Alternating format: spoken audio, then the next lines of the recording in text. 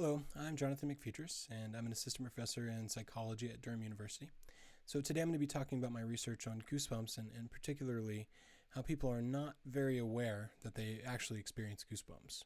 So with the first batch of participants, what we do is we bring people into the lab and we connect them to physiological recording equipment, and we show them a variety of videos that are pretty effective at eliciting goosebumps. And while they're watching the videos, we have a camera strapped on their dominant thigh to record if they actually get goosebumps. And then they have a self-report button that they can just press with their hand to report if they feel like they're experiencing goosebumps.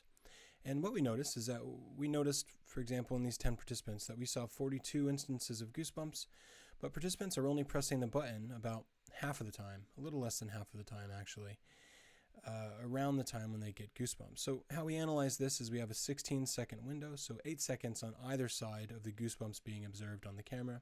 And if they press the button within that time window, we say that that's an accurate button press. Now, we have button presses with no goosebumps accompanying, but more interestingly is when we actually see goosebumps on the camera, but participants don't press the button. So we decided to expand our data collection efforts, and we attached 3 more cameras to participants. We put one on the other thigh, on the back of the calf, and the back upper arm. We showed them the same videos, and we observed more goosebumps because, of course, we have more cameras. 273 instances of goosebumps, but their awareness went down. So this time only 15% of the button presses coincided with the goosebumps on the cameras in that same 16-second window. So this is really strange because it seems that participants are just not really monitoring their body very accurately, and that's a really huge discrepancy between observed and self-reported goosebumps.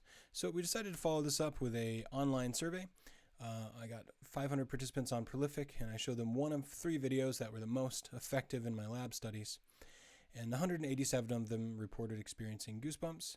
So I asked them to click on an image of a human body to indicate one spot where you experience the most intense goosebumps. And as you can see under study 3 there, most people just picked the right forearm. A few people picked the left forearm, and some people picked the back of the neck. I also asked them to choose up to 10 other spots where they also experienced goosebumps, and most people just picked the other forearm. A few people picked the legs and calves, or a few more people picked the back of the neck, but it's not many people at all. There's only about 15 people or so there. So what's happening here is that participants are really just monitoring their forearms. And in fact, when you think about goosebumps, you might think that you only experience them on your forearms. Participants are not monitoring their whole body. We do observe goosebumps with a similar frequency at several bodily sites, even though participants are not aware of this. So thanks for listening to my talk and looking at my poster, and please get in touch if you have any questions or ideas about my research.